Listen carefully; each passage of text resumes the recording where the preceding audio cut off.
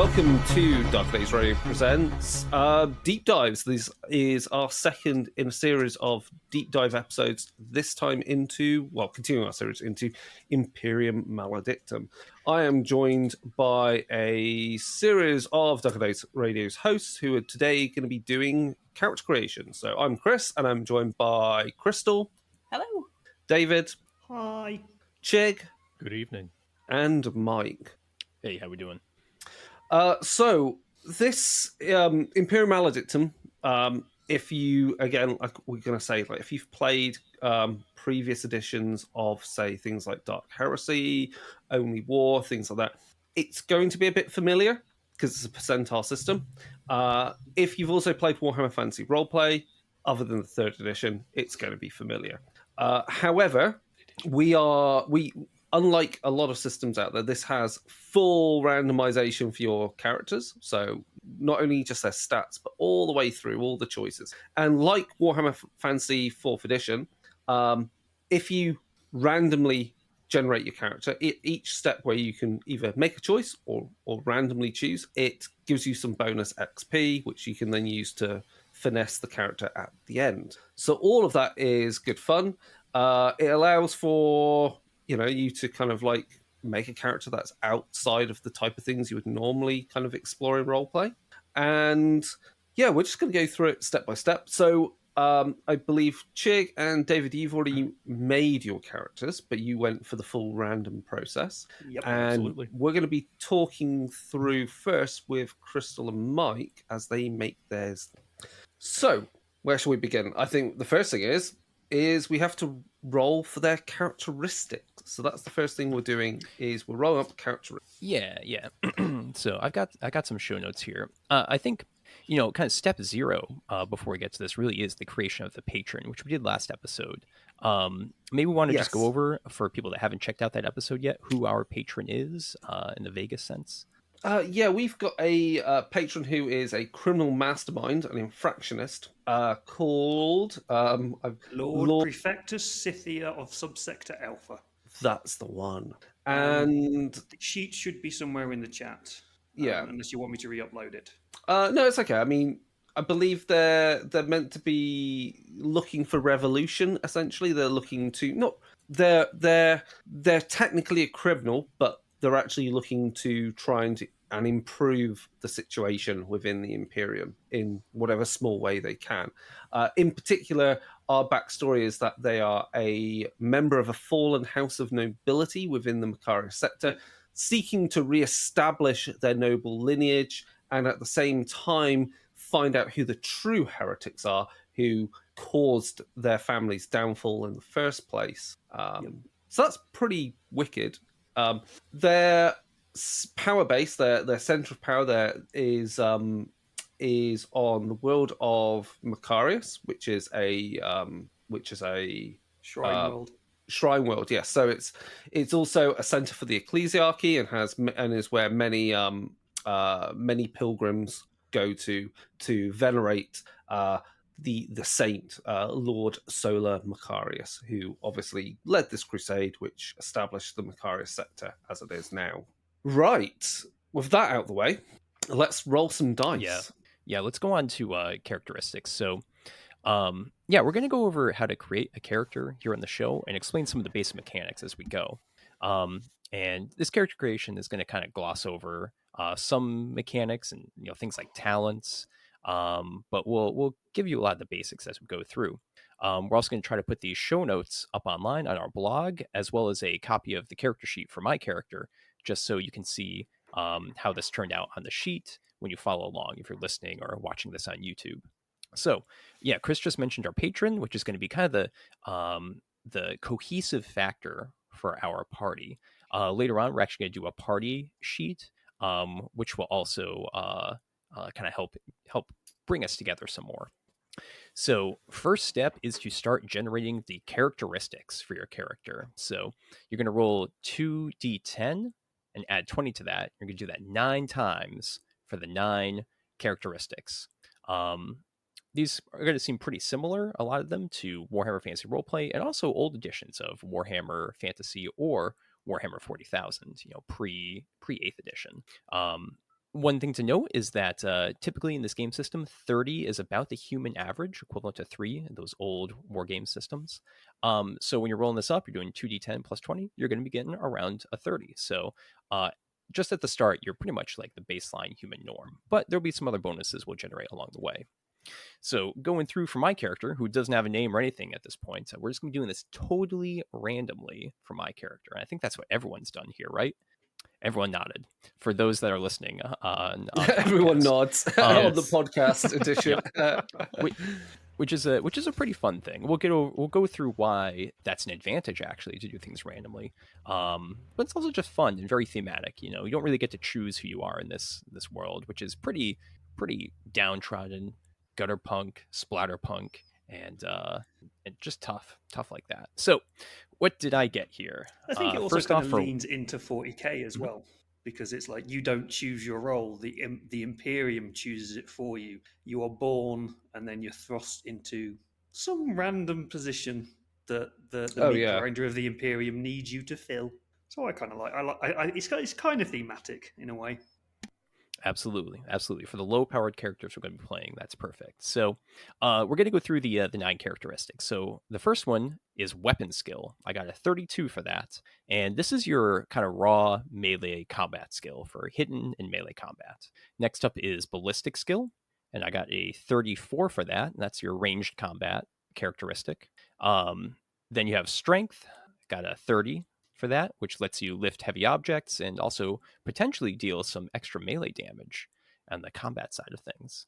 Then we've got toughness. Yeah, let's just got a 25 for that. I was going to say we can pause on that briefly because sure. With that. So, because what did you roll for your strength? I got 30. So the tens unit of your value of your characteristic is essentially the bonus that is often applied on things. So in the case of melee weapons, that strength bonus will be a 3, and so will be applied as a weapon, as a modifier to weapon damage. So equally, in say when you resist certain things, you might use your willpower bonus or when you roll that as a bonus to whatever you're doing. Anyway, what did you get for your toughness? I got a 25. And toughness is used for damage resistance and resistance to toxins and poisons. This is actually a good point, Chris, because the bonuses that tens place in the stat is used for a lot of the derived stats, such as your wounds, initiative, etc. We're not going to really go over that, but it's actually just printed on the character sheet, so it's very easy to calculate those. After toughness, we have agility. Got a 35 for that, and that's important for speed, initiative, stealth, and dodging things. Then we have intelligence, which is used for recalling data, searching for clues, and Sherlock Holmes kind of stuff. And got a 29 for that. Perception, used for spotting danger or other oddities. Got a 25 there. Willpower, which is used for mental resistance and also for psychic powers. Actually got a 35, so maybe I'm going to randomly roll up a psyker. Let's see how this all turns up. That'll be pretty good. You hope. And then finally, you hope. finally, fellowship. That can only end well. Finally, fellowship. Got a 29 for that. And that is used for persuasion and relationship building. So you could do a little bit of that here in the 41st millennium with all of its violence and stuff. So cool. Now, what else can you do? Because you've rolled these randomly, and there's a few choices here. So you can keep them as they are, which I assume you're going to. I shall. Yeah. But if you wanted, you could rearrange them. So in other words, you can go, I will swap my strength for my toughness, or you'll swap your fellowship for your ballistic. Now, if you do that, you're allowed to do that. But if you don't, so if you just keep your stats, your characteristics as they've been rolled up, that will mean you get a bonus 50 experience points, which is pretty sweet.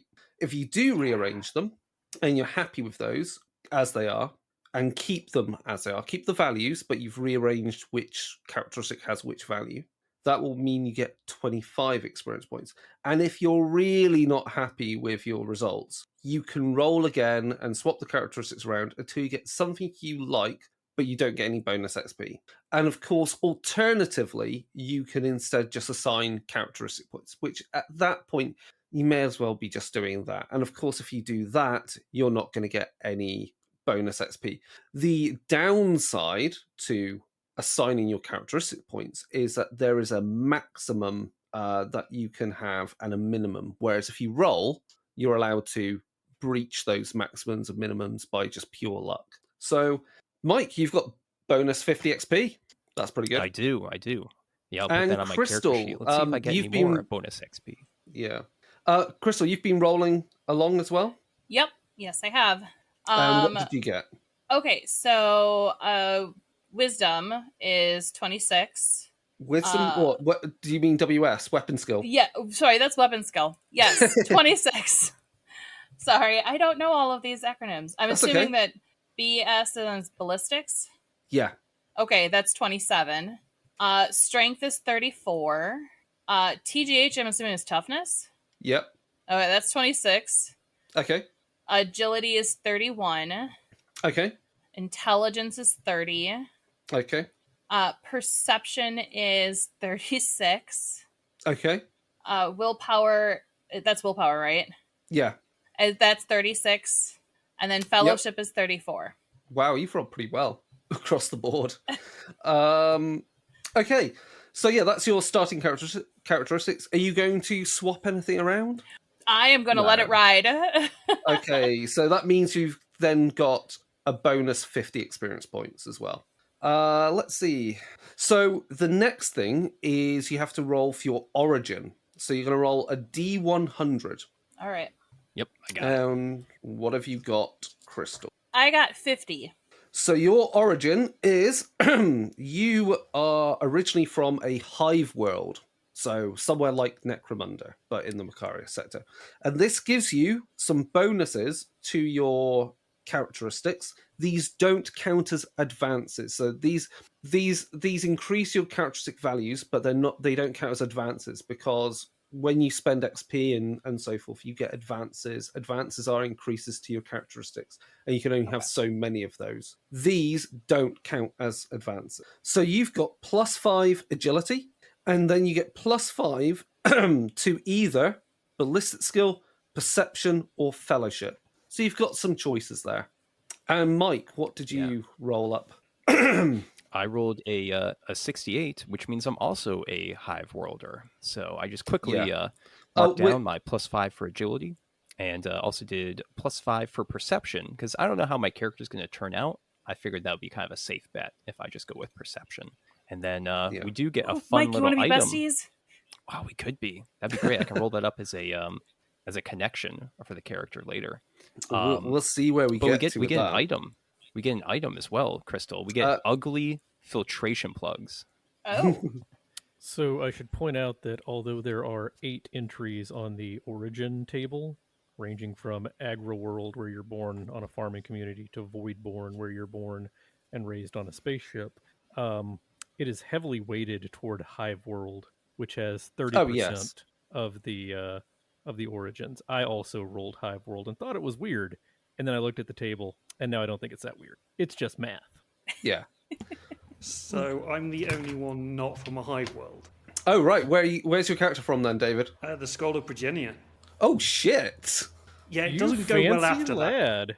that. Yeah, it goes quite downhill after that point. It's like, I Right, got raised nicely, and then kind of got booted out. So the Schola Progenium is essentially where orphans of parents who died in service to the Imperium are sent and are raised. They're taught by the ecclesiarchy, and essentially is where, if you're a commissar, that's generally where you grew up and were taught. Or if you were, or in any of the other kind of important arms of the Imperium, so the Inquisition often recruits from the Schola Progenium. Elite soldiers often begin their lives and their schooling in the Schola Progenium. So members of the Tempestus Scions, so stormtroopers for the Astra Militarum, and that's pretty much what you need to know. It's basically your military orphans. Is the best way to put it. It's also where a lot, as you said, where a lot of the ecclesiarchy come from. Oh yeah, they also like the high-ranking ecclesiarchy. Basically, anyone high-ranking in any of the Imperium has gone through the Scola Progenium. Oh, you're a Mr. Fancy Pants, aren't you? Then, so you start off with a clock. You've actually got a timepiece. Yeah, a chrono. Wow, I've got a watch. Right, Not that he knows how to use it. Onwards. So, of course, if you randomly select your origin, done. You get a further 25 XP if you selected it randomly. Right. So the next question is faction. So a faction is the organization you belong to and the group that took you in and kept you alive through, your adulthood training and equipped you to perform a specific duty. So the faction you roll up doesn't have to be the same faction as your patron. It just is where you essentially did most of your learning and learnt your trade. So again, we've got some tables here. Now, which faction you're from depends upon what your origin is. So, Crystal and Mike, you're going to roll a D100 again, and we're going to cross-reference with Hive World. And what are the results? I got an 80. You got an 80. Holy shit! You're an infractionist. You're a criminal to the bone. Ooh. That's not what And mine Mike. Uh-oh. Was there an issue with the world, table? Is it not Imperial Fleet? What? No, I've got 80 to 96 as infractionist in my... I just got the updated PDF. Is that the most recent? No, that is the recent one I put up there. I've got the printed version here. Yeah, I have 82 to 98 as infractionist for Hive World. The PDF says infractionist is Hive 80 to 98 for Aggro World. Oh, hang on a minute. Yeah, I got on the PDF I downloaded. 80 to 96 yesterday. Yeah, infractionist 80 to 96 for Hive World. Yeah. Yep. Okay. Chigg, I think they did change things. I think you're looking at the old one. Yeah, they did change things with the old PDF one. and the print version. So that's something to note. According to the new PDF, which I downloaded yesterday or 2 days ago, for Hive Worlder, I got an 8, which means I'm part of the Adeptus Administratum. I'm part of the bureaucracy, everyone. Excellent. Oh, no. You're very good at paperwork. Excellent. Right. So we've done that. That's going to lead to some bonuses and some skills and equipment in a moment. But we'll just say before we continue with that, if you've randomly determined your faction, you gain a further 75 experience points. Dang. So, Mike, given that it is on the next page, the Adeptus Administratum, let's have a look at what you get. You gain +5 to intelligence and +5 to either perception, willpower, or fellowship. And again, these don't count as advances. Yep. So what I did was there's actually these 3 duties for the Adeptus Administratum, which are basically you've gone with a quick build. Which tell you how to distribute your stuff. Yeah, the quick build. I thought that would be fun to keep it random as well. So there's 3 there, and I rolled D100 and got the Scrivener. So I'm a bureaucrat who's just sitting there illuminating scripts all day in a windowless citadel. Okay. Yeah, that's a good point to bring up. So when once you've selected your faction, there is a package of benefits which gives you some options to select from. Like we said, it gives you some options on which characteristics you increase, which advances you want to have, a choice of equipment, or for each one of these factions, there are some duties already laid out. So in this case, for the Adeptus Administratum, there is clerk, there is an officio medicae, and there is a scrivener. So you can pick one of those, and that essentially means you can do a quick build because it tells you exactly which characteristics you've increased, exactly what skill advances you have, and what equipment you have. That doesn't mean those are some of the options it gives you. It still means you have a few benefits you get from the Adeptus Administratum benefits. So, Mike, you still have to pick... you still get your +1 influence with the Administratum and a contact who is a personal influence. Mm-hmm. You still get a data delver talent, and you also get your set of robes, a data slate, a writing kit. Damn, this dude can write. can read and write, and he gets and your character gets 800 solars. So solars is the Macaria sector standard currency, so credit. Crystal, you have got Infractionist. So if I find that. So again, you've got a list of benefits here, or you can also, as part of your quick build, you can pick a duty. So there's Fixer, Ganger, and Hive Runner. Or you can make something that also feels a bit more different to that. Like, I think it'd be, you could easily be like a form of, I know you're Infractionist, so, you know, I guess you could, I think you could easily say you could swap out, you know, with talking to the GM, who is me, if you had another idea of what type of hive criminal you are, we could see which other skills or advances might fit. But if you like those that are there, then just pick one. I would actually like to be the Fixer. Okay, cool. So that means you get +5 agility, +5 fellowship, and advances, skill advances in athletics, dexterity, rapport, and stealth. So they're the actual values. So good friends, Crystal. You add together. And then your equipment is, what do you get as equipment here? Additionally, you have +1 influence with Infractionists and the well-prepared talent, a knife, a backpack, 5 D10 solars, and on top of that, you also have the following equipment. You have a stub revolver, a set of light leathers, a hammer with a shoddy and with the shoddy and ugly flaws, and a laser cutter with the shoddy and ugly flaws. So you're pretty good at breaking and entering, and you've got a pistol, and you've got I'm not sure that's designed for doors. She's a fixer. I think that's designed for kneecaps. Well, that as well. I don't know what you mean. They came in with only one leg. It's fine. No, I'm not bloody at all. So at this point, we'll ask Chigg and David, what duties did you pick or get given with your faction? David, you want to go first? Yeah, sure. 1 second. I'm cleaning paintbrushes. So I rolled faction Adeptus Ministorum. Okay. So I'm a priest. Nice.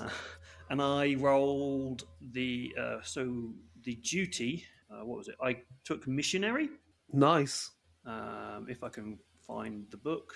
So you've got willpower, perception increases.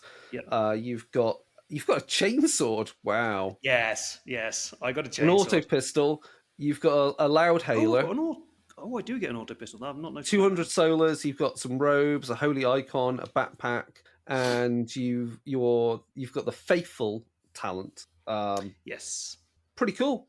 And Chigg, what did you get as your faction? I rolled randomly and got Astra Militarum, so I am a ground pounder. And what duty did you pick? Well, I was going to go ahead and do it myself, but then I realized I was building a scout, so I just took scout. Okay, cool. So that means you've got things like you're good at toughness and ballistic skill, you're good at ranged shooting and stealth. You've got a chameleon cloak and a las carbine. Nice. And knife. And then also you've got a knife, an Astra Militarum flak armor, a frag grenade, 300 solars, and some the drilled talent mostly means you're good at standing your ground and shooting rapidly at advancing enemies. Also, if anybody else wants to take the drilled talent, we work better as a unit. Nice. Right. Well, that is choosing factions and duties. Obviously, within these duties, you may find it doesn't kind of fit what you want to play. You might have a very particular idea of what type of character you want to play. So if you go to page 362 in the rulebook, you'll see a list of archetypes which will be recognizable character types, miniatures that you can get from Games Workshop for Warhammer 40,000. So there are things like Acolyte of the Sister of Silence. There is a Cadet Commissar. There is a Death Cult Assassin. There is a Sanctioned Psyker. There is a Tech Priest. There is... weirdly, there isn't an Adeptus Arbites cadet on there, but you could easily make one of those. And so if you look at those archetypes, you look at the origins, the faction, and the role, that will help guide you then on the selection of origin, faction, and role to get all the stat increases and benefits so that you can tailor make your character to fit these quite specific archetypes. So I think that's pretty cool. Right, so you've done all your random rolling so far, and there's now even more stuff to sort out. So next up is the role. So the role is the role that you perform within your group. So this is the role that you're performing for the patron. So this is quite different to, say, Warhammer Fantasy Roleplay, where you randomly determine your characteristics, you randomly determine your heritage, whether a dwarf or a human or an elf, and then you randomly determine your career. This, I think, it's a lot more split up. Like your career, you're not locked into a career. You're performing a role that may be tangentially related to your career before what you're doing now for your patron. So we've got a few things to do. We're gonna so you choose a role and gain its benefits, or you can allow your patron to determine your role and as they see fit. And if your patron chooses the role to perform, you gain 50 XP. Right. So what do you want to do then, Mike? Do you want your patron, me, to pick your role, or I do. Okay. First of all, Chigg and David, what roles do you have? You mean I have the role of... Okay. I have the role of Zealot, which I determined randomly by rolling 1d6 because there are 6 entries. Okay. I also have Zealot because I thought it fit with a mad priest with a chainsword. Okay, so we've got 2 mad zealots, one who is actually, part of the Imperial cult, or was, and one who is someone that actually is a soldier that actually has faith. Okay, that's cool. Now, when you pick your role, it's going to give you some talents, which is useful. It's going to give you some skill advances, some specializations in your skills as well, and give you further equipment. So, you gain like a knife, a great weapon, a chainsword, a las pistol, or hand flamer, a set of heavy leathers, or a robe, a holy icon. So that's all for Zealot. Right, so if you've got 2 Zealots, I think that's interesting because I think it might mean for the patron they have engaged with your faith in the Imperium, that and you've been convinced that there is a dark heresy that has to be confronted, and that's why you've been holy war, and you understand that that to do this requires you to work against the wider Imperium to an extent for its benefit. Remember. Plus, remember, you're working for a criminal mastermind. They've got a lot of credits, right? There's a lot of credits. So, therefore, I need to pick roles for the other 2 characters. Right. So, let's have a look. We've got interlocutor, which is essentially problem solvers, wordsmiths, and data analysts. That might well fit Mike's character quite good with their administratum background. We've got Mystic, which means you gain the Psycho talent if you do not already have it. That I might just do that. We've got Penumbra, which is you basically assassins, thieves, spies, covert ops. That might well work good for Crystal's character.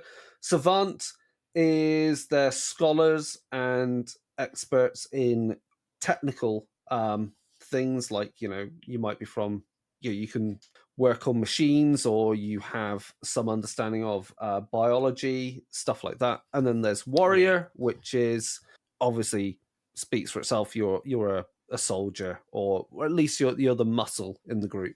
So yeah, Mike, I think I want you to be, well, let's see. What do you want me to pick, or do you want to pick for yourself? I would like the bonus XP, so please pick for me. Okay, right, fine. My great patron, right. Pick for me. Yeah, you're going to be the interlocutor. You're going to be the problem solver with words. You're going to be able to craft. He's more capable at crafting documents, forgeries, all that kind of thing, which is important for the group to perform its missions. It also means you're going to be, when you find evidence, you're going to be able to more easily delve through data vaults and archives of scrolls and so forth to find the information that your patron requires to reestablish their noble standing. And then Crystal, I mean, it could go in Mystic, but that means also then you have to deal with psychic powers and stuff. And maybe for an introductory kind of thing we're doing, that's quite a lot in one session. So let's keep things easy with most things. So let's go with Penumbra. You are the thief, assassin, covert spy, which I think fits well with you being a fixer. So on Mike's end of things, that means you get some bonus talents. You've got a few choices. It says choose 4 of the following talents, like Heir of Authority, Briber, Deal Maker, Overseer. There's some skill advances in linguistics and awareness, etc. There's some specializations in intuition, presence, and rapport. And then you get some bonus equipment. You gain a knife, a las pistol or stub revolver, some survival gear, a vox bead or a loud hailer, a picked recorder, or a vox caster. And either a loud hailer, picked recorder, or vox caster. And then Crystal, you've got some cool talents like burglar, familiar terrain, read lips, some advances in awareness and dexterity to pick from, specializations in ranged combat and reflexes, and then equipment, get some knives, an auto pistol or a las pistol, a long las or a sniper rifle, holy shit, a silencer, a smoke grenade, a set of survival gear, and a vox bead. You also gain 2 of the following: an Auspex, a comm leech, a disguise kit, a grapnel and line, a set of binoculars, basically, a multi-key, a picked recorder, a set of photo visors, or a signal jammer. So you got some cool gear there. Okay, so I have a couple of questions about some of them. Yes, let's do that, because this is some setting stuff. Yep. Yeah, this is all like a lot more crunchy stuff with all of this stuff. So Skulker, I'm assuming that's like hiding very well, just from the context of the word. Skulker, is either an advance in navigation and stealth. You have a talent for tailing people without being noticed. Gotcha. Okay. I have a question here. Yeah. Do you have to meet those requirements at character generation if it's a talent that you can take just for it being part of your role, your background, your whatever? Let's see. I don't think it mentions that, so I think you can. I don't think it does either, which is why I was curious. Because some of these talents are really difficult to meet the criteria for at character generation. Yeah, some of them are impossible at character generation. Yeah. It does say that you can, if it's given to you by like your role, for example. Yeah, it says ignore the requirements. That might not be in the original PDF you're looking at. It's on the little side thing. Page 74, last paragraph, it says ignore the requirements for talents and skill specialization gained from your role.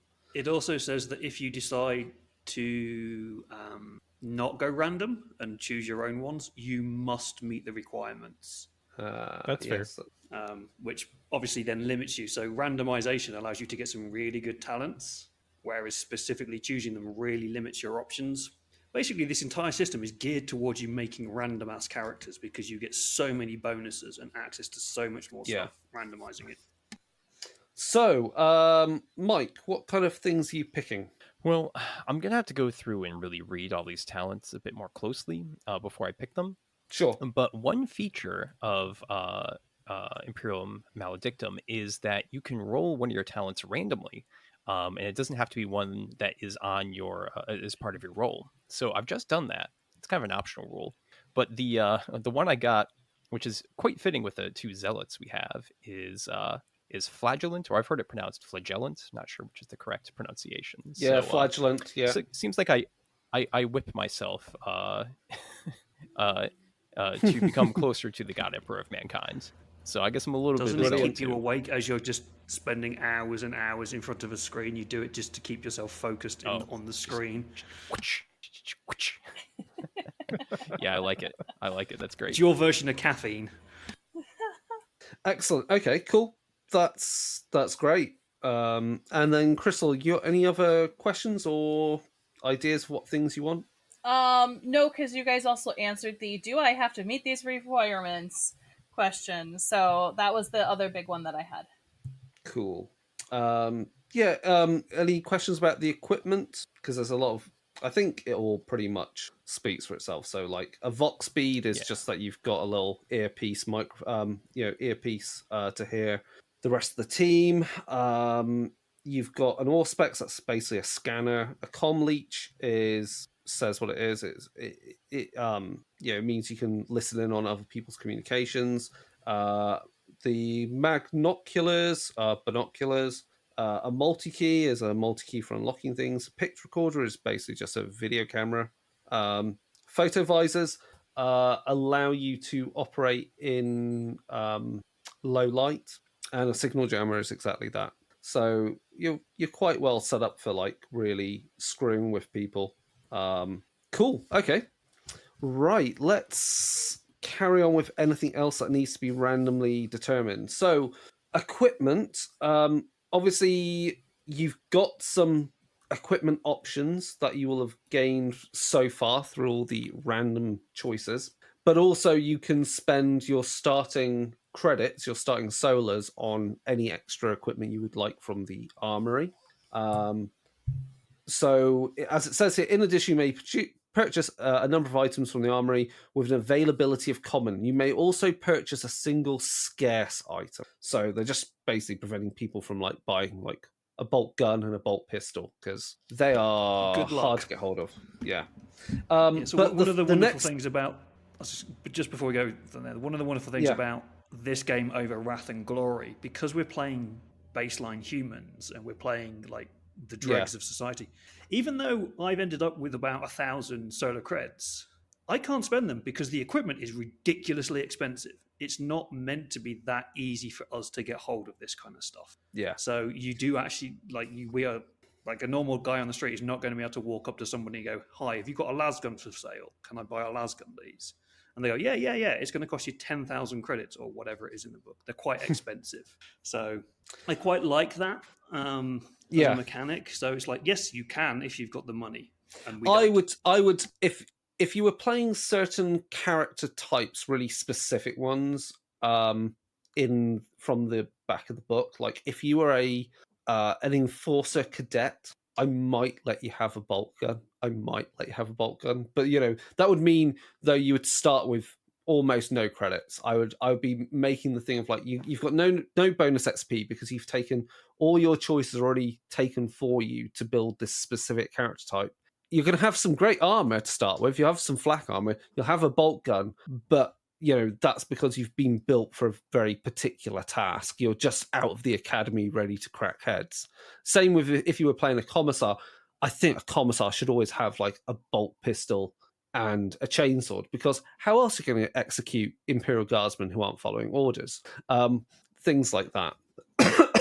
Right, so we've got some further random tables. These don't give you bonus XP. They're just, we're on to the flavor, essentially. So this is the detail. So names. You can roll a D100 and pick a name. You've got low Gothic, high Gothic, archaic, informal, or esoteric.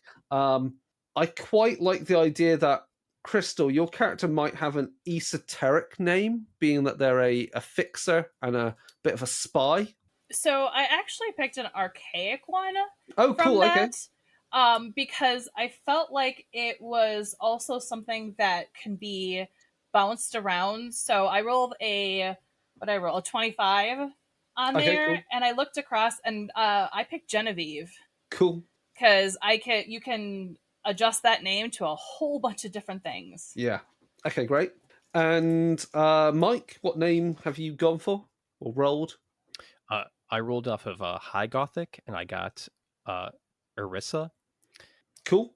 And then there's some roles to do for physical appearance. There's the age of the characters and distinguishing features like eyes, hair, height. So there's a few tables for that. And you can pick with the age. There's whether they're a recruit, a veteran, or they've been taking drugs to extend their life, or they're augmented. So, what age are your characters? Mine's 33. And definitely want to go over the eyes and the hair table, because that is a lot of fun. Really brings out the characters. Eye types of mournful or wild or calculating, mesmerizing, fiery.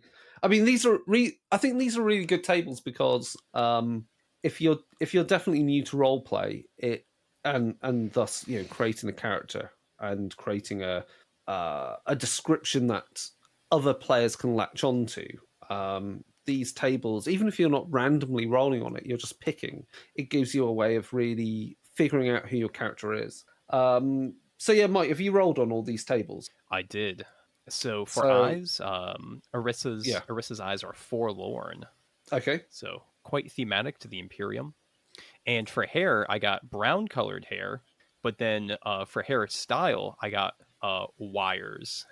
So I assume just wires and tubes and other things are just sticking out of her skull. Pretty good. Great.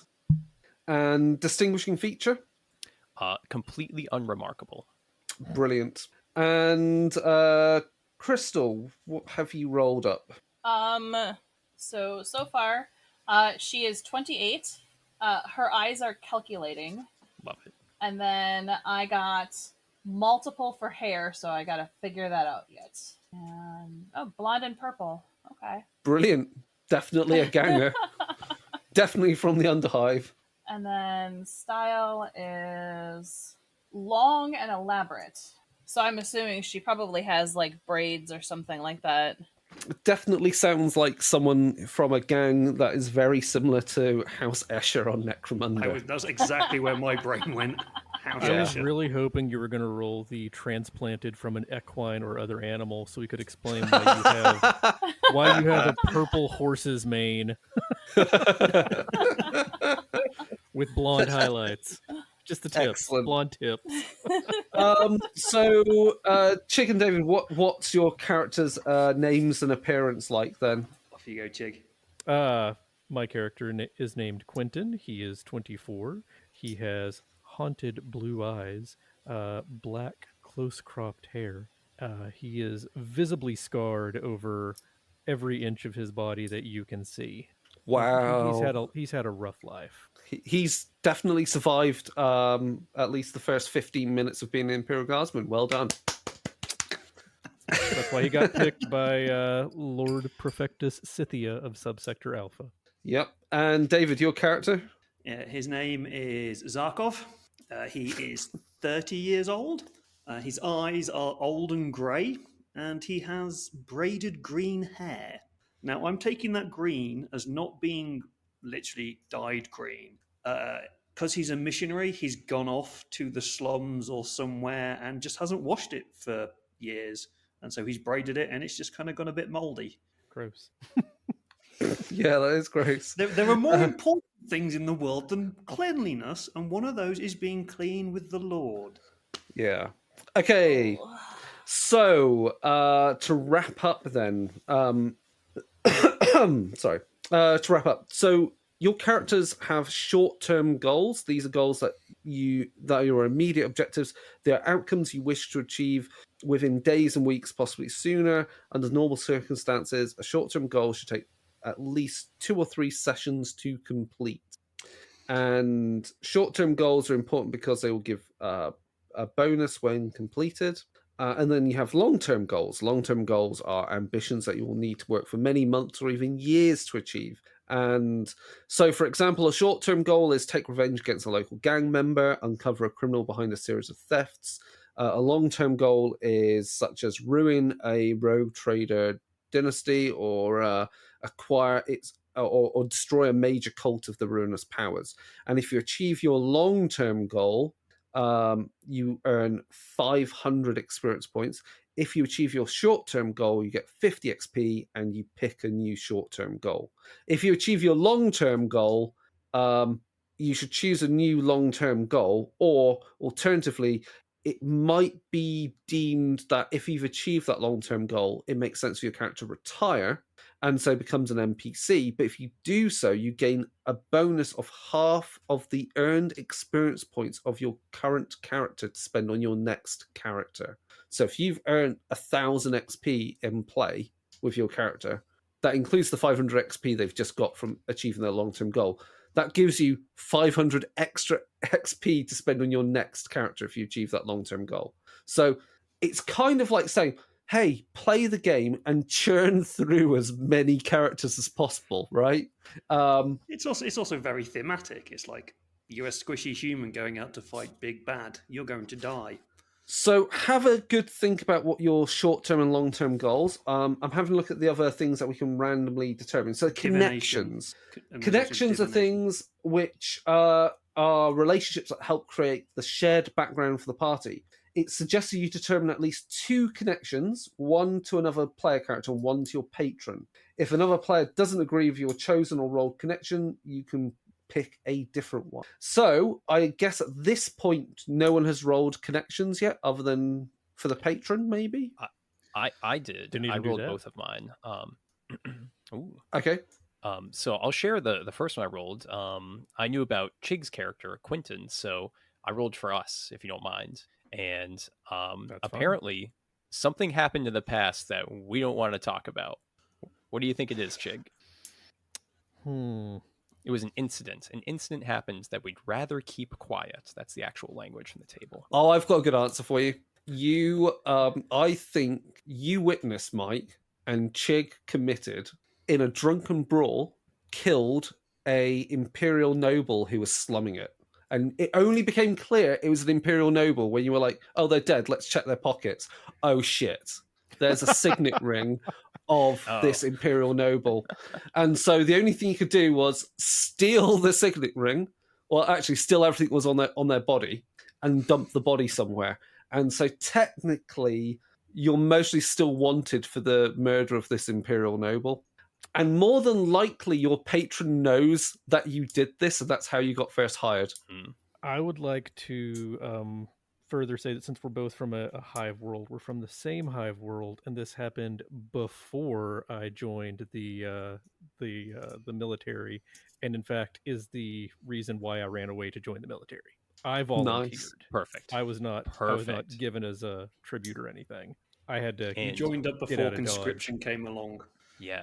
Would you say as well, this is what the patron has kind of like hanging over us, the sword of Damocles hanging over us, and why we're kind of in their service? Because the patron knows somehow. Yeah.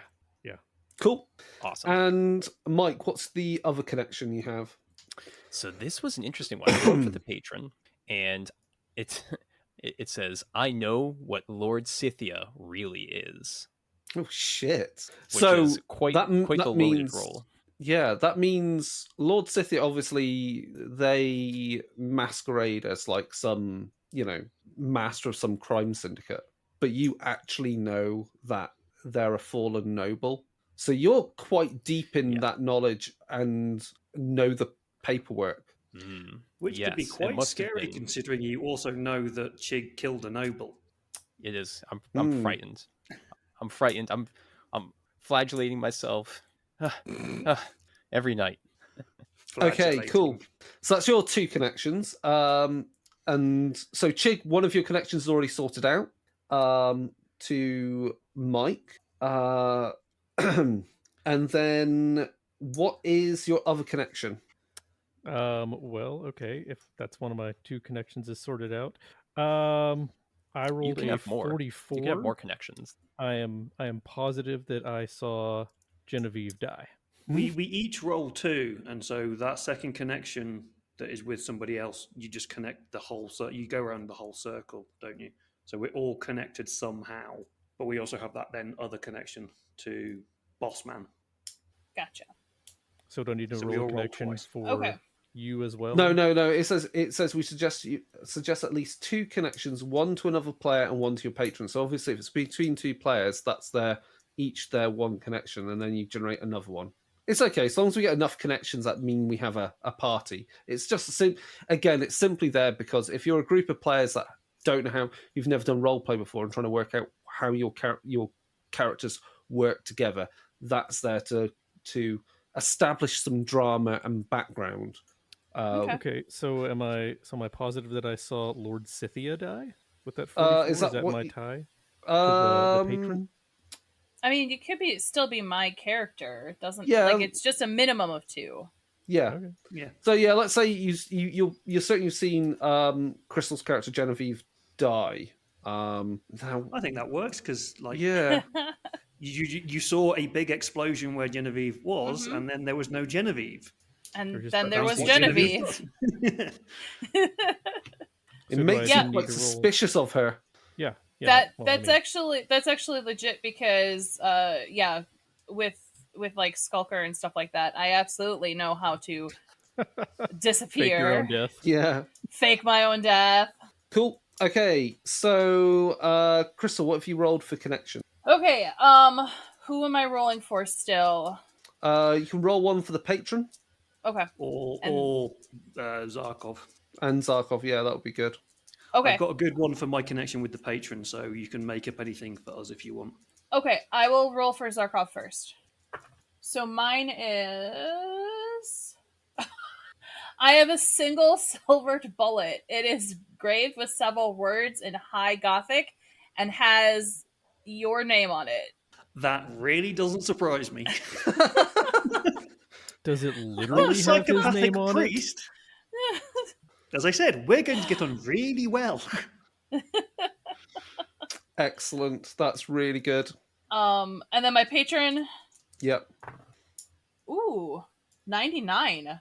I suspect that he's a traitor. That's fair, given everything going on. Yeah. So the It's not a assassin wants to far basically leap. kill lots of people. So you work for your patron, but you do suspect that they are actually a heretic. Yes. Cool. And David? Okay, so I can't remember what the number was, but I did randomly roll this. The patron knows I hid a loved one from the black ships. Oh, right. Cool. You've got a loved one who's a psychic. Well, that then truly explains why you're not running away from the ecclesiarchy. Very yeah, quickly. right. Well, that explains everything. Yeah, I think possibly knows I hid a loved one from the black ships. I mean, it could be even deeper than that. That your loved one who is a psyker is kept safe by the patron in return for that psyker's services. Possibly. I was thinking that whoever this is, whether they're a psyker or the Inquisition were hiring, it was one of my flock.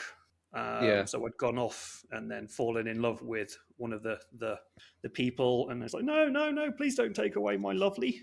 And now is being used to guide the ships. Brilliant. Right.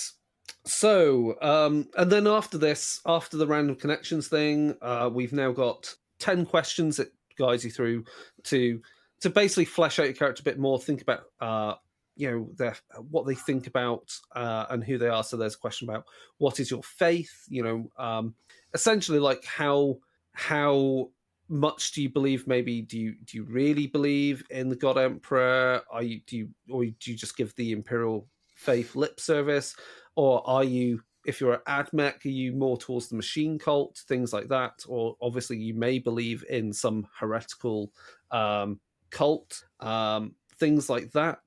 What is your family? Again, some questions about your family depending upon your origin and the faction you're in. So, maybe you've grown up in a family who have always been involved in crime, or maybe you got out of crime by got out of the work that your family were doing in some manufactorum by becoming a criminal. David, in your case, I mean, there's some good questions there on who your dead parents are. I need to go through all that, so I've not done. Who's your closest ally? So again, this may be this is an NPC that you have close ties to, maybe that you consult or are actually honest with about what you do. What do you fear in that? As it says, there's a lot to fear in the 41st millennium. Yeah. But obviously, you can only fear what you know. So have a think about what things you may have encountered, and why you might fear them. What do you desire? Again, why are you doing what you're doing? What is your ultimate goal? Is it spiritual salvation? Is it money? Is it freedom? Where does your loyalty lie? Is it with the Emperor? Is it with the Imperium? Is it one of the particular institutions? Are you loyal to your patron? Things like that. Why did your patron choose you? I think most of that's been answered quite well so far. Needed some muscle and had some reason to press gang you into service. Needed someone that was good with, data and law to work through that. Needed someone good at stealing stuff and was able to pay off enforcers who were mostly on your tail. And with David, needed someone that, with their close ties to the ecclesiarchy, allows them to operate more openly on Macarius. Because it's I'm sure the ecclesiarchy love me.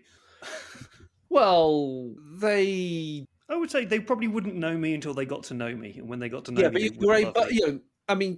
given Mike's character skills, they're able to quite happily, make false documentation, so you're able to quite happily, walk into any temple and pretend to be someone that is of a higher rank than you actually are. And then, what do you think of your patron? That's an interesting question. What do you hate? Do you hate the heretic, the mutant, the alien, or do you just hate the Imperium? Do you hate particular gangs or other organizations? What are you willing to sacrifice? That's for your goals. So what are you willing to do?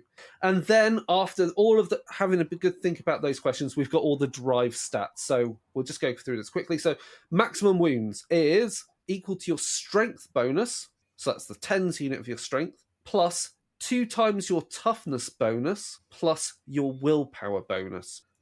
Your critical wounds, you can suffer a maximum number of critical wounds equal to your toughness bonus.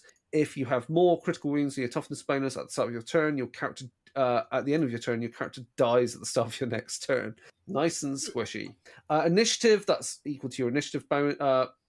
Your perception bonus plus your agility bonus. So again, that just helps with determining how quickly you act in a fight.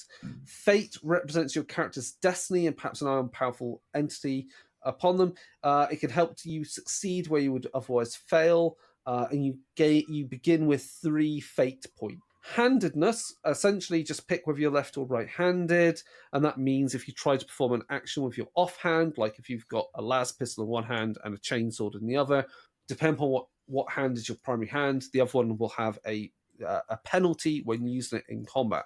So that's all those derived stats. And then we have finally the nice bit, which is divination. So much like in Warhammer Fantasy Roleplay, if your character dies in a particular way, which matches your divination, your new character will get bonus experience points, which is great. So, Mike, what did the Imperial Priest declare was your way of death when you were born, or read your fate? Yes.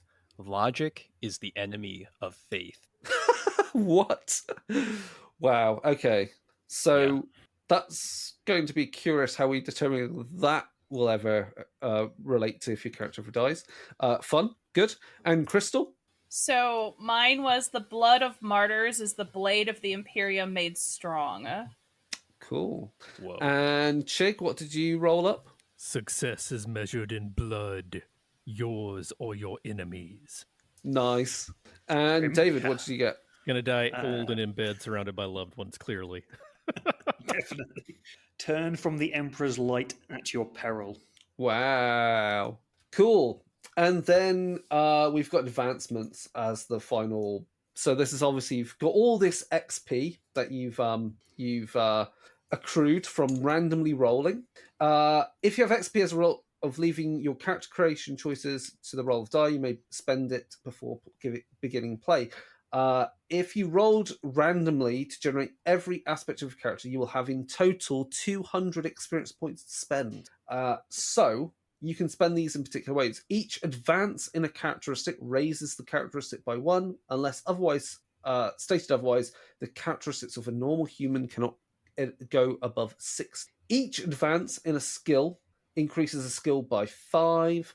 You can have a maximum of 4 advances in a skill and a maximum of 4 advances in a specialization. And purchasing new talents costs 100 XP. And there's a table with how much an advance costs for a skill, or sorry, for a characteristic, or a skill or specialization, because they get cumulatively more expensive as you go up. So to buy your first advance in a skill is going to cost you 5 experience points. The second one's going to cost 10. The next one 15. The next one 20.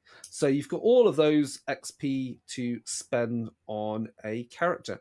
And as an aside, because obviously I'm sure Mike, Crystal, you'll be working through those and all the other choices that we've laid out, maybe yet to make. And Chigg and David, I'm sure you've gone through and spent all of your XP that you had.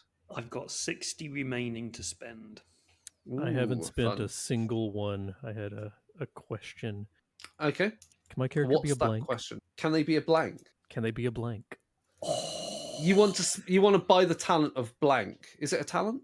It is a talent. So my character has the talent of faithful imperial cult, which I've written down gives him paladin shit. Yeah, I would like his long-term goal to be obtain a soul. Wow.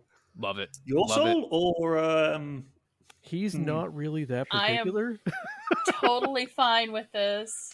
So a blank basically means you're a psychic blank. So you that will mean my loved one is going to have a headache around you. Yeah, essentially everyone has a headache around me. Yeah. Have you met me? But also, it's great because psychic being in the presence of a psychic blank is an important weapon when against against actual psychers. So you nullify their abilities, which is really powerful. So the fact that you're a psychic blank is great, isn't it? I think, Mike, isn't it in the Caiaphas Cain novel series that Caiaphas is like second-hand, right-hand man is a psychic blank, but it's like I believe I heard this on the Paint Face, like is always voiced in like a country bumpkin, like Yorkshireman kind of voice, like I don't know, sir, but I don't rightly know, Commissar, but his psychic powers aren't working against me, but I think we're okay. Yeah, he's Baldric. Caiaphas Cain's Black. And that guy's Baldric. And because he's a psychic blank, apparently in one book he's quite able to handle this like dangerous piece of warp-based technology. He's able to just pick it up and it has no effect on him whatsoever because he has no psychic abilities and he's a blank. Whereas when he hands it off to someone else, their brains literally explode. So yeah, be a psychic blank's cool. Yeah, Chigg, you can be a psychic blank for 100 XP. Woo! Done. The town are going to be very interested in you. Yeah, it's the Tau. You don't know who the Tau are. Space I don't know commies. who that is. Also, as an aside, there is a sidebar which says if everyone agrees, you can create more experienced characters. So obviously there's something we might explore at a later date. Perhaps they were recruited later in their careers, or maybe you are playing a very established group of characters in service to their patron. If you do this, characters can begin play with you could maybe start with 500 experience points, or an extra cash, or maybe a full 1000 XP and further influence as well. So you can, if you really want to play some like characters that have seen some shit, you can do that. Cool. And that's character creation done. So are there any other details or choices that people want to reveal about their characters? I have a hand flamer and a chainsword, and I'm a priest. Nice. Perfect. That's just brilliant. That sounds pretty. I can't believe I randomly rolled this. I can even see the character, like the old Necromunda Redemptionist priest model, and it's like that's what it is. Yeah.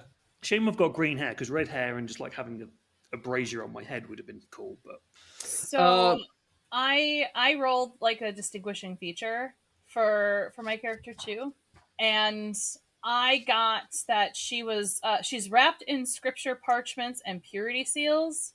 Holy shit! And I feel uncomfortable without them. I actually want to adjust that just slightly, in that the scripture is actually the Hive faction stuff that I was brought up in, the Hive cults.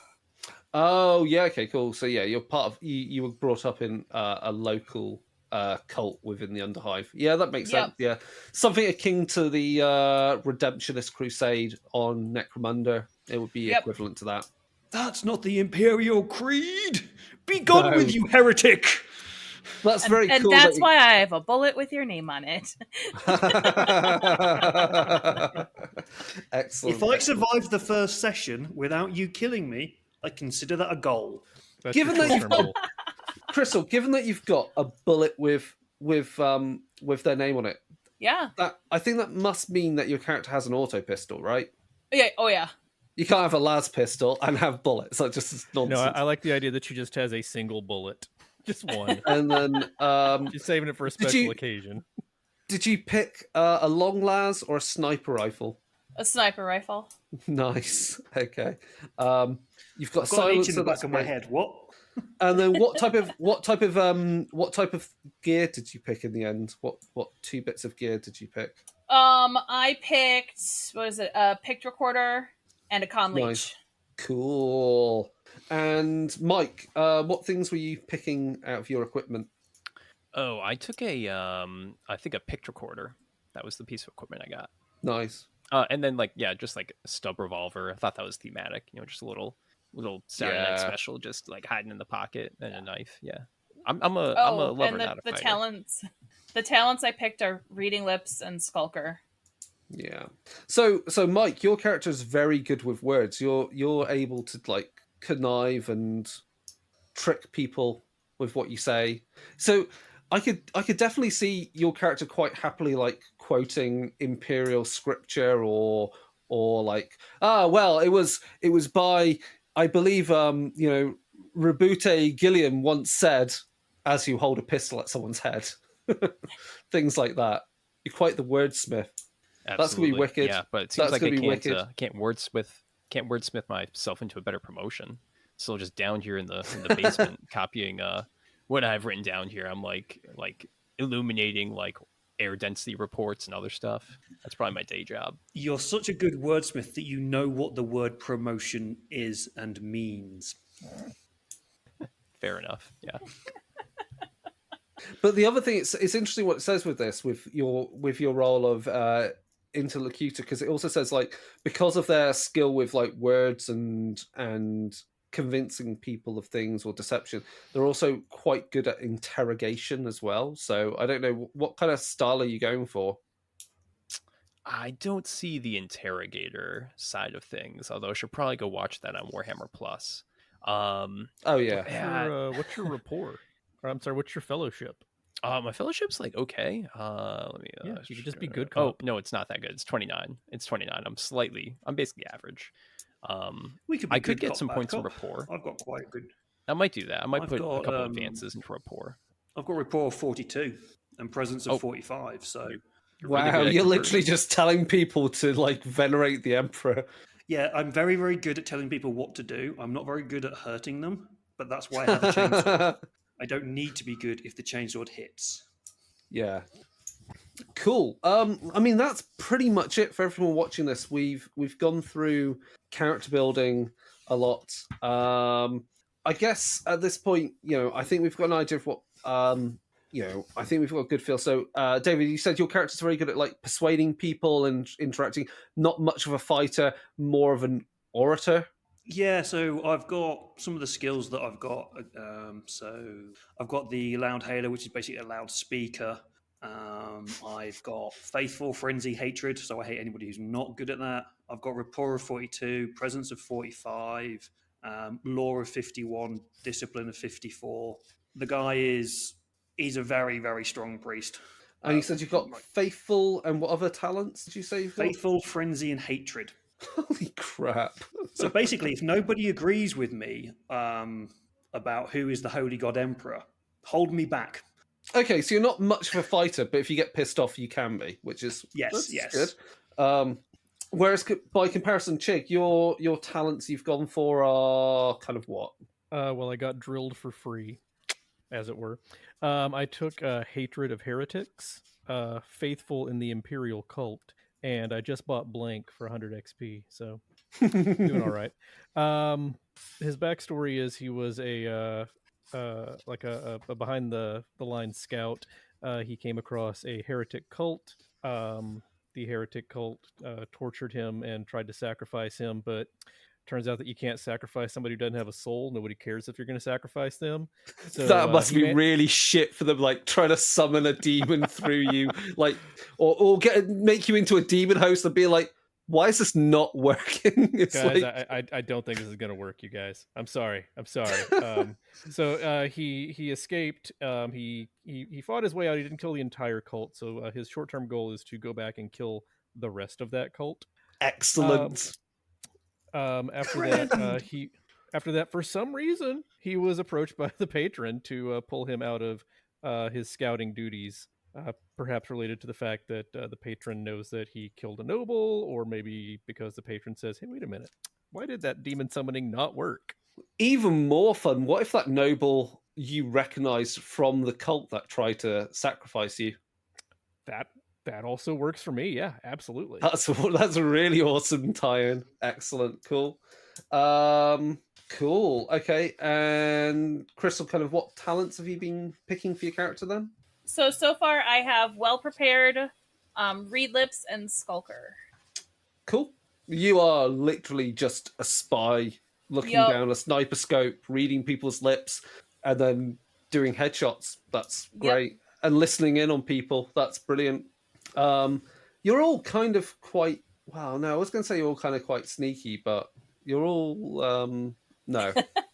No, sneaky is the best thing is the thing that I'm best at. I'm only got a 45 in that. I rolled real poorly for all my characteristics. Sneaky is agility, isn't it?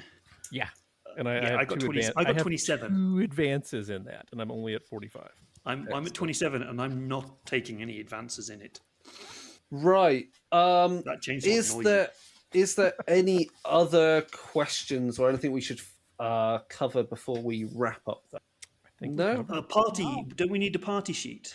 Oh yeah, the party sheet. What's the party sheet all about? I can't remember. It's the party boat. There's a character sheet, patron sheet. Where's the party? It's not in here. It's not in the back of the book. I've got it open. It's actually quite a simple sheet. It mostly just tracks like who's in the party, our patron, different assets we have. It tracks goals for the party as well as the I think just for the party. Good. Just allies and enemies. One of the big things is about superiority, which is not a mechanic I'm familiar with, but that can be adjusted as we defeat enemies or elites and troops. Basically in combat, we can lose superiority if our party members are wounded, if we're defeated or dead, if we're taken by surprise. So it interacts mostly mechanically with combat, it seems like. Yeah, so I'll just read that here because I think we've already explained that a lot of the mechanics are going to be similar to what you may have seen for Warhammer Fantasy Roleplay. It's percentile based, where you're going to be rolling 2d10, a d100, and you'll be scoring below your skill rating plus or minus modifier for the difficulty of the thing that you're doing. So superiority is the following. Given the high stakes, researching your enemies, building a plan, or using shock and awe to gain the upper hand are often the key to success. Superiority is a group resource that represents the power of your party's preparation and momentum during combat. So this basically means that it's very much that thing of, say, if we're going to compare to another game that's also all about sneaking about and fucking shit up, which is Blades in the Dark. It's about that preparation, because you are not, the soldiers and fighters we are used to seeing in Wrath and Glory. You need to, observe your targets, prepare your schemes, map out places before you raid them. And so superiority represents that benefit you get before you finally get into the trenches and face your enemy. So superiority also interacts with an NPC stat called Resolve. If during combat, the party's total superiority is greater than the resolve of their enemies or their leader if present, the enemy become desperate. So essentially, it has an influence on how the enemy are going to respond to you, and also gives you bonuses in combat and so forth. So that's quite cool. I like that. Right. Well, I think that's it then for now, unless there's any last questions or comments. No, I'll just bring up that we're going to put my character sheet for Arissa, and also some of the show notes explaining how characters are generated, just to help people out. I'll put that up on our blog, and we'll include a link in the show notes.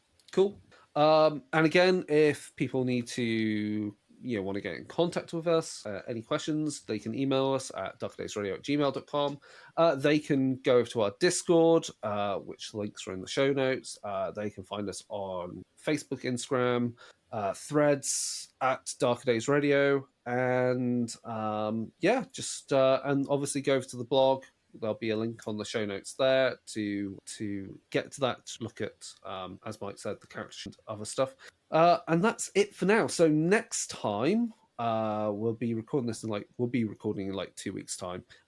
So you've got a bit of a wait before then. We'll be playing a session using the pre-written scenario for for Imperium Maledictum. So we'll be playing through that. We'll see how much we get through it. And then once we've done that, we'll be looking at another game. So which game are we going to look at next? I can't remember. Old Gods of Appalachia, I think. Yeah. It was either that or Cult. One of the two. We're going to do Cult. We're going to give me some time. Oh, that's right. do a That's bit going to more be work on closer to Cult. October. Yeah. Yep. Someone in the Discord requested Old Gods of Appalachia. Me and Crystal both have it and know it. Yes. Yeah, that'll be good. And then we've got some other bits we can look at. I mean, heck, we can always do Vampire 5th edition. No, we've done Vampire loads.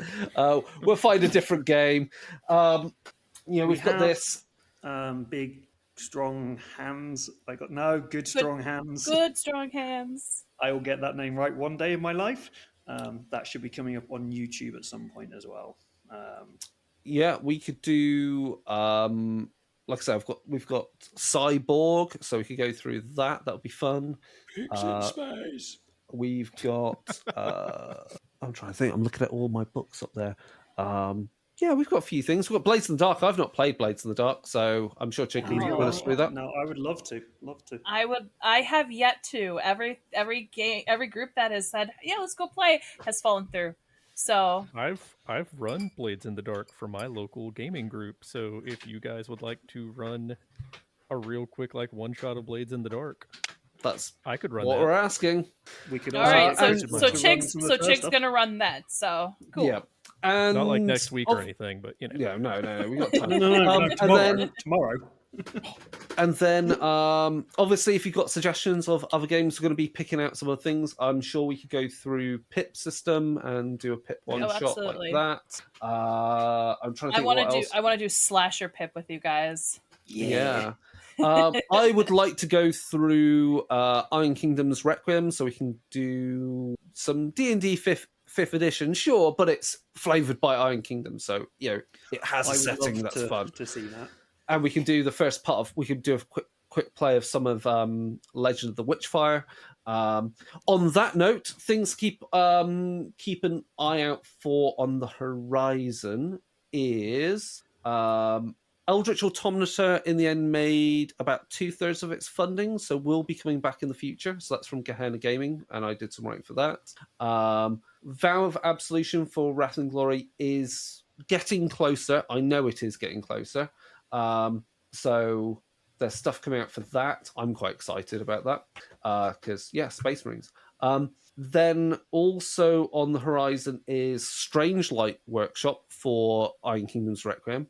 And that would be kind of cool to do this again for, because so the latest Primecast is out for that, and I will just say briefly, and we'll finish this episode. What that is how you've got the Iron Kingdom's books already for D&D 5e. So there's Requiem, there's Borderlands and Beyond. There's Nightmare Empire. Oh God, that would be a fun thing to build, is Nightmare Empire characters. Fucking hell, that would be mad. Yes, yes. But anyway, the point is, there's those books which are very much standard Iron Kingdoms, very combat based. Strange Light Workshop is ghost hunting and spirit hunting in the Iron Kingdoms. So it is a standalone book from the others. So you just need the D&D 5e rules and that book to play ghost hunting in the Iron Kingdoms, because your characters are very much not fighters like the rest of the Iron Kingdoms. So they have Crystal's got getting excited. Yes. A lot of equipment and rules for how you have to requisition experimental gear to go hunting ghosts. So I did some writing for that, and there's some chat about that on the recent Privacy of Press Primecast. That is everything for now. So with that, we will say goodbye. So ciao for now. Bye. Bye. Good night, everybody.